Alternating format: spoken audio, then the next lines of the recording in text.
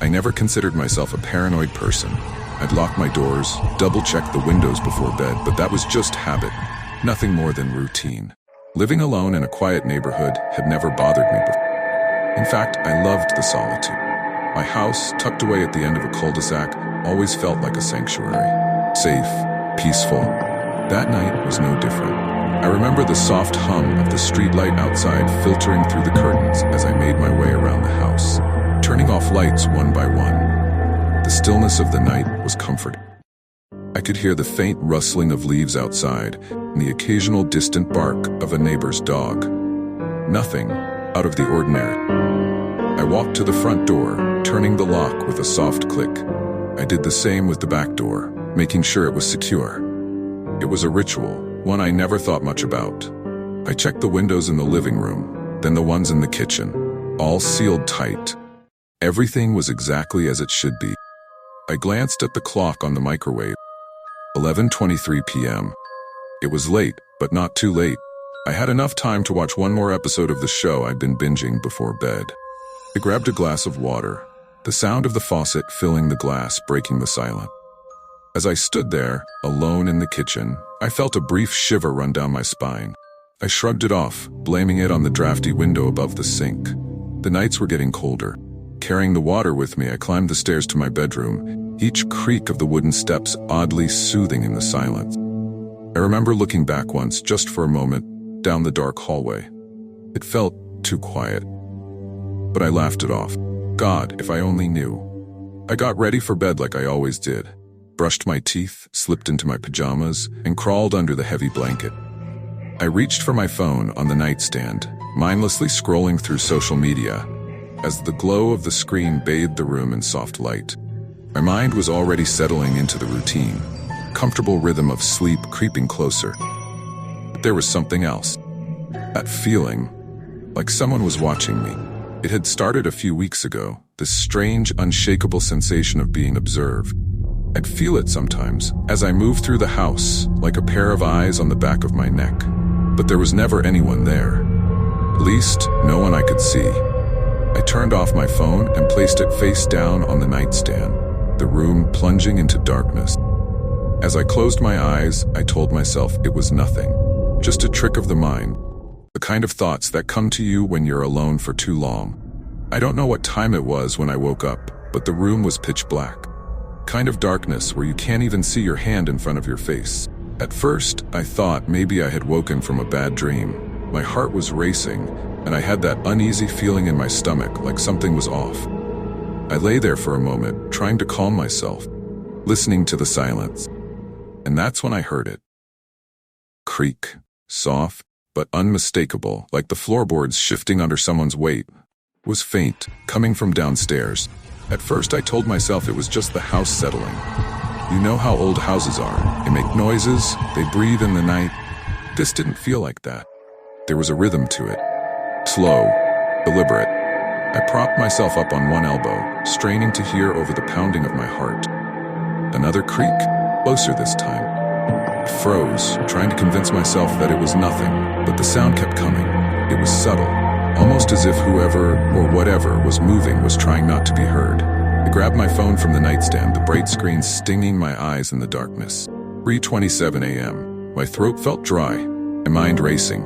Should I call someone? Call who? I didn't even know what I'd say. Hi, I think my house is making strange noises. They'd think I was crazy.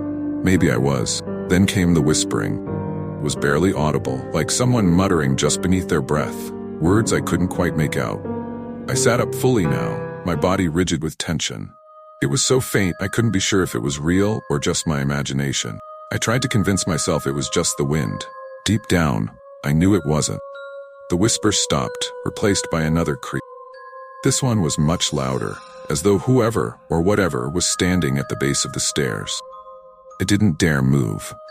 My muscles tensed, and my breath came in shallow, quiet gasps. Every inch of my body screamed at me to stay still, to remain hidden in the darkness. I listened, holding my breath, waiting for the next sound. My heart hammered in my chest, and I could feel the pulse in my throat, my mouth dry as sandpaper. But there was only silence now. I wanted so badly to believe it was just my mind playing tricks on me. It was nothing more than the wind or the old wooden floor shifting. But there was no mistaking that creak, that whisper. Something, or someone was in the house with me. Minutes passed, or maybe it was only seconds. I couldn't tell. All I knew was that I was too scared to move, too terrified to even reach for the light switch. The silence stretched on, thick and oppressive, until finally, after what felt like an eternity, I let out a shaky breath. Maybe it was over. I lay back down, pulling the covers up to my chin, like a child hiding from a nightmare. My mind raced with excuses. Maybe I left a window open. Maybe the house was just shifting in the cold night air. Closed my eyes, trying to force myself to believe it. But as I lay there, I knew something wasn't right. I could feel it in my bones, like the air in the room had changed. It was heavy now, suffocating. And the feeling of being watched, that same unnerving sensation I'd been trying to shake for weeks, was back, stronger than ever. I wasn't alone. I don't know how long I lay there, trying to convince myself it was nothing. The kind of nothing you tell yourself when your mind can't rationalize what's happening around you. But deep down, I knew. I knew that something was wrong. And then I heard it, loud, unmistakable. A knock. My heart nearly stopped. It was so out of place, so deliberate. Not the casual tap-tap of someone at your door during the day, but heavy, slow, like whoever was on the other side wanted to be sure I heard them. The knock echoed through the house, freezing me in place. 3 slow, measured thuds. I shot upright, staring toward the bedroom door, waiting for something, anything, to happen. I told myself it was just a dream. I must still be asleep. But then it came again. 3 more knocks, each one more menacing than the last. This time, they weren't coming from the front door. They were inside the house. It was coming from the floor below, near the staircase, right where I had heard the whispers and the creaks earlier. My blood ran cold. I tried to steady my breathing, but the adrenaline was hitting me hard now. My hands shook as I gripped the blankets, unsure of what to do next. Then, as if responding to the knock, I heard something else. The sound of glass, faint but unmistakable, like a window sliding open. I had checked them all. I know I did. They were locked. Someone, or something, was inside now. No doubt about it. I threw my legs over the side of the bed, my bare feet hitting the cold floor. My phone still clutched in my hand. I dialed 911 with trembling fingers. But when I pressed the call button, nothing happened. Screen flickered, then went black. I pressed the button again, harder this time, but the phone was dead. The battery hadn't died. It was fully charged before I went to sleep. It just stopped working. I wanted to scream, but my voice was caught in my throat. It felt like the walls of the house were closing in on me. The air was thick, heavy, suffocating. I had to do something. Sitting in the dark, paralyzed by fear, wasn't an option anymore. Slowly, I got up and moved to the door. My whole body felt tense, every muscle ready to snap. I opened it just a crack, peering out into the hallway. It was empty, but that didn't make me feel any better. My mind raced with possibilities. Was it a burglar? Or was it something worse, something I couldn't even name? The house was eerily quiet now. No more knocks, no more creaks, just silence. That kind of deep, oppressive silence that presses against your ears, making every breath seem too loud. But then from downstairs, I heard a low, guttural noise. It sounded so unnatural, so wrong that it sent shivers crawling up my spine. It was like someone or something was trying to speak, but its voice wasn't human. It was distorted, broken, like the crackling of an old radio tuned to a dead station. I crept out into the hallway, my feet moving slowly, barely making a sound. The stairs were just a few feet away. Each step felt like miles. I reached the top of the staircase and froze. Below me, at the foot of the stairs, I saw it. A shadow. It wasn't moving, not yet, but I could see the vague shape of it, all hunched, as though it was too big for the narrow hallway. It stood there, motionless, like it was waiting for me to come down. The only thing I could make out clearly were its eyes, 2 pinpoints of light glowing in the darkness, watching me. My breath caught in my throat as I backed away, hoping it hadn't seen me yet. But I knew it had. Those eyes were locked onto me, unblinking. I felt the floor creak beneath my foot, and that was it. The thing moved, slowly at first, but then with terrifying speed. Took a step toward the stairs, and that low, guttural noise filled the air again, louder this time. "Oh, sir." I slammed the bedroom door shut and locked it, my hands shaking uncontrollably. I backed away from the door, staring at it, waiting for the sound of the thing pounding against the wood, but it never came. Instead, the house went completely silent again, as if nothing had happened. But I knew it was still there. It was waiting, just outside. And somehow, I knew this wasn't just a break-in. This was something worse, something far beyond my comprehension. I was trapped. I stood there, trembling, staring at the door. The silence outside was suffocating. My mind raced with every possibility, but none of them made sense. A shadow, glowing eyes, that awful noise. This wasn't some ordinary break-in. I was dealing with something far worse. I backed up until I hit the edge of my bed, sinking down onto it, gripping the phone tightly in my hands, even though I knew it was useless. The darkness felt alive now, like it was breathing with me, surrounding me. Pressing in, my pulse pounded in my ears, and every second that passed felt like it stretched forever. I waited for the sound of footsteps, the thing trying to break the door down, but there was nothing. Just silence, thick and unnerving. I don't know how long I sat there, staring at the door, waiting. Minutes? Hours? Time felt twisted in that moment, like it didn't follow the normal rules anymore. And then, it started again. That low, guttural voice. Except now, I could hear the words. They weren't in any language I understood, but there was a rhythm to them, an almost chant-like quality that sent chills racing through me. It wasn't just noise anymore, it was communication. That thing, whatever it was trying to speak to me. No, not just trying, it was speaking. And somehow, deep down, I knew it wasn't asking for permission to enter. It was telling me something. Something terrible. The room suddenly felt colder.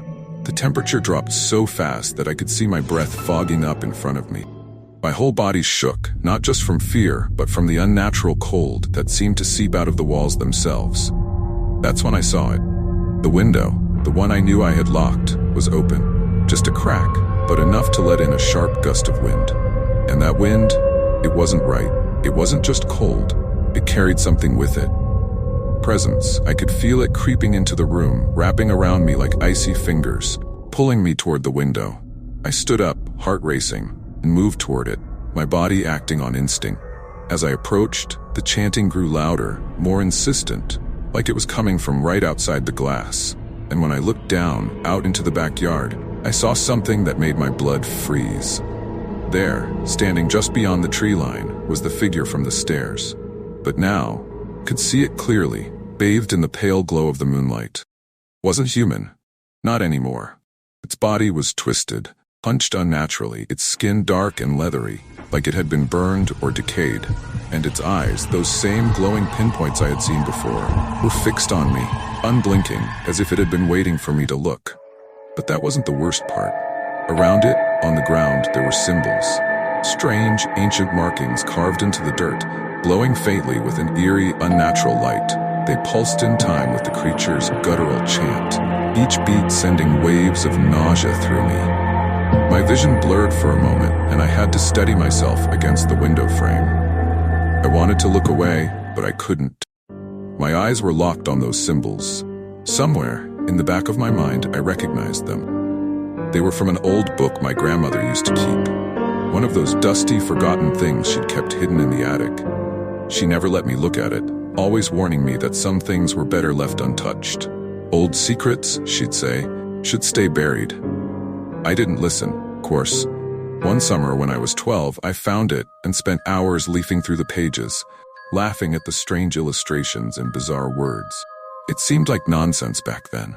But now, staring at those glowing symbols in the dirt, I realized with growing horror that they weren't nonsense at all. They were real, and I had seen them before.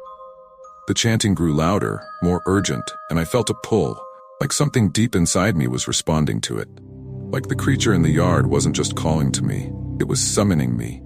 It had come for me, not by accident, but because I had unknowingly invited it. I stumbled back from the window, my head spinning.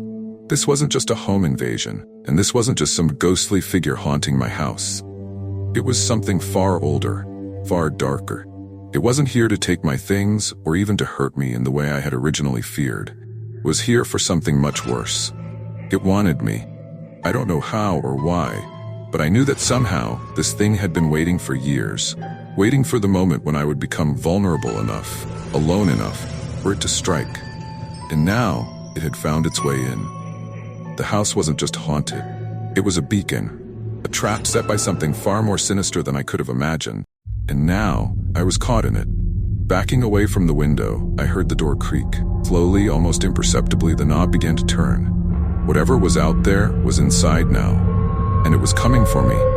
The door creaked open, just a fraction, but enough to send my heart racing so fast I thought it would burst. My back hit the far wall of the room, my mind screaming for me to move, to hide, to do something, but my body was frozen. I could only watch as the doorknob slowly turned, the door opening inch by inch, revealing nothing but darkness on the other side. That strange, suffocating darkness that seemed alive, like it was swallowing the light whole. I knew the thing was out there. I could feel it. The air was heavy, thick with its presence. My breath came in short, panicked gasps, every nerve in my body on edge, waiting for it to make its move. And then I saw it. Those same glowing eyes from the stairwell, now peering through the crack in the door, unblinking, locked onto me. It was here. The guttural voice started again, but now it was so much closer. It didn't echo from the yard, didn't drift in from the hallway. It was right behind the door, just inches away. The words were louder, clearer, but still in that strange, broken language that I couldn't understand. Yet somehow, I knew what it was saying. It wasn't talking to me, it was calling for me. My legs trembled as I forced myself to stand. I didn't know what I was going to do. Run, fight, hide? None of those felt like options anymore. Whatever this thing was, it wasn't human, and I knew I couldn't face it with anything physical. I felt a sudden, irrational pull to open the door myself, like my hands weren't my own anymore, like some invisible force was pushing me toward the thing, urging me to just let it in. No, I couldn't. I wouldn't.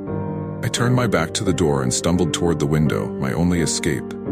I had no plan, no idea what I was doing.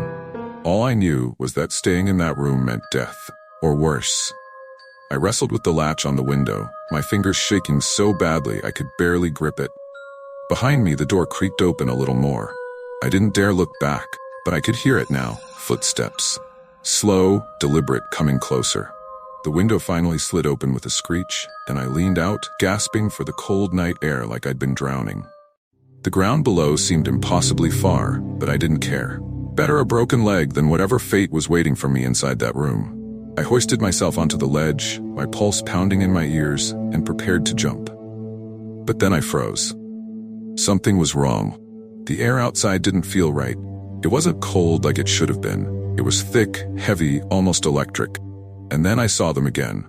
Symbols, those glowing, pulsating symbols were etched into the ground below, stretching out in a perfect circle around the house. They weren't just outside, they were a barrier, a trap. I couldn't escape. The chanting grew louder, closer, and I felt the presence in the room behind me now, so close I could almost feel its breath on my neck. I was trapped, completely surrounded. Whatever had been watching me, waiting for me, had finally sprung its trap, and there was no way out. I slowly turned back toward the door, my heart pounding, and there it was. Standing in the doorway, the thing that had haunted me all night. Its eyes glowed with that unnatural, otherworldly light. Its twisted, hunched form barely fitting through the doorway. The skin stretched across its body was blackened and decayed, like it had been burned 1,000 times over. Yet it moved with a strange, fluid grace. Like it wasn't bound by the same physical rules I was. Its mouth opened, but no sound came out. Instead, I heard the voice in my mind. It wasn't speaking to my ears anymore. It was inside my head. The words weren't human. They were ancient, incomprehensible. But somehow I understood. It wasn't here to kill me. It wanted something far worse. It wanted me to join it. I staggered backward, clutching the windowsill, my entire body shaking. My mind was screaming at me to run, to do something, but there was nowhere to go, nowhere safe. I was trapped, not just in this room, but in something much larger. This wasn't just a haunted house. This was a ritual, a summoning, and I had been the target all along. The creature took another step forward, its eyes boring into mine, and I felt my will crumbling. It was like every ounce of strength I had was being drained from me, pulled into those glowing eyes. I couldn't fight it. I couldn't even scream. I I don't know how long I stood there, paralyzed, as the thing slowly advanced on me. But just as it was about to reach me, just as I could feel its cold, decayed hand stretching toward me, it stopped, and then it smiled. It wasn't a human smile. It was something else. Something twisted, warped, its mouth stretched too wide, its teeth too sharp, too long. And as it smiled, I felt the last bit of hope drain from my body. In that moment, I realized the truth. This wasn't a break-in or a haunting. This was a possession. And it wasn't coming to take me away. It was coming to stay. The world around me grew dark, chanting growing louder and louder until it was deafening, until it was all I could hear. I felt the room spinning, the floor falling away beneath me, and then nothing. Only silence. When I opened my eyes, I was still in the room. The house was quiet, the symbols outside no longer glowing, and the thing was gone. But I wasn't alone. I could feel it inside me now, watching, waiting. And I knew that one day, when the time was right, it would come again. Only this time, it wouldn't need to knock. Because now, it opened the door.